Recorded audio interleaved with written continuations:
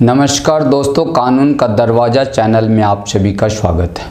आज के इस एपिसोड में मैं आप सभी को जानकारी दे रहा हूं कि यदि आपके समाज में कोई व्यक्ति किसी ज़मीन का मोटेशन अपने नाम से करा लेता है और लगान रसीद ऑप्टन करवा लेता है, तो यदि आप उससे पीड़ित हैं, आपके अधिकार का हनन किया गया है और आप यह पाते हैं कि उनके द्वारा कराया गया मोटेशन बिल्कुल गैर कानूनी है, तो इसके लिए आपको तत्काल कौन सा कदम बढ़ाना चाहिए, कौन से कानूनी उपाय करने चाहिए। तो दोस्तों, समाज में इस तरह की ढेर सारी घटनाएं घट रही है और पहले भी और आज भी कि लोग एक ही ज़मीन का दोबारा सेल डीड करवा लेते हैं, फर्जी तरीके से दान पत्र बनवा लेते हैं, वसीयत लिखवा लेते हैं और उस आधार पर अर्थात तो उस फर्जी पेपर के आधार पर अंचल कार्यालय या तहसीलदार को अपने पक्ष में करके गलत ढंग से उस ज़मीन का मोटेशन अपने नाम से करवा करके रेवेन्यू रिसिप्ट प्राप्त कर लेते हैं। तो इस तरह की जो उनके द्वारा फर्जी कार्रवाई है, इसके लिए और इससे निपटने के लिए आपको तत्काल कौन सा कानूनी उपाय करनी चाहिए। सर्वप्रथम तो आप उनके द्वारा कराए गए मोटेशन का सर्टिफाई कॉपी प्राप्त कर लें। सर्टिफाई कॉपी प्राप्त करने से आपको यह पता चल जाएगा कि जो उन्होंने मोटेशन करवाया है अपने नाम से ज़मीन का, तो उसका बेस क्या है।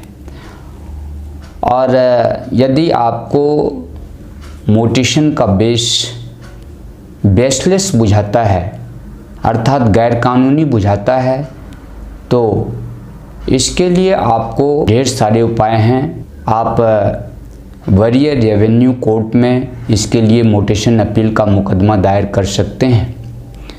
परंतु यदि आप ऐसा पाते हैं कि जो मोटेशन कराया गया है उन्होंने सेल डीड के आधार पर कराया है या फिर दान पत्र के आधार पर कराया है, भले ही उसका जो सेल डीड है, दान पत्र है, वह फर्जी हो, तो यदि आप ऐसा पाते हैं कि उन्होंने फर्जी डॉक्यूमेंट का निर्माण करवा लिया है, तो इसके लिए आपको रेवेन्यू कोर्ट में मुकदमा लड़ने से कोई ज़्यादा फ़ायदा नहीं होगा।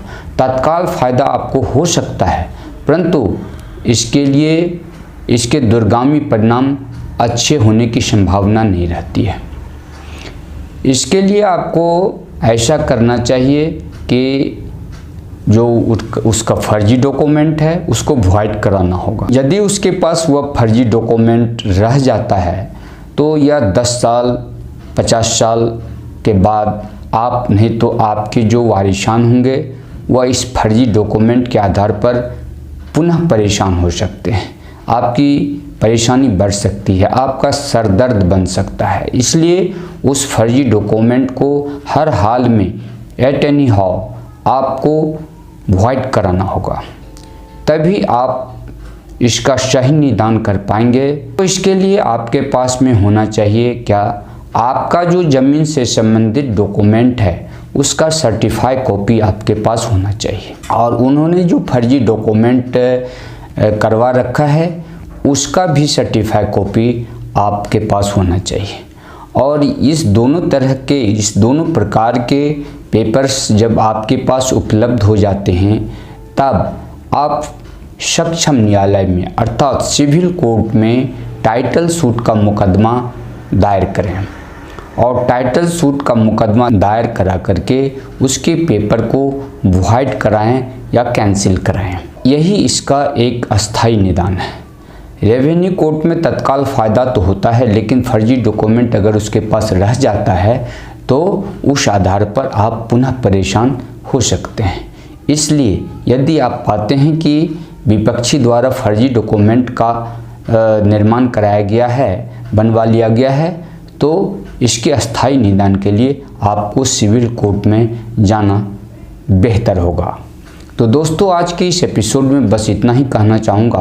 फिर अगले कानूनी सलाह के लिए आप अगला वीडियो का इंतज़ार करें और यदि इस तरह की कानूनी सलाह आपको अच्छे लगे तो इसे लाइक अवश्य करें। धन्यवाद।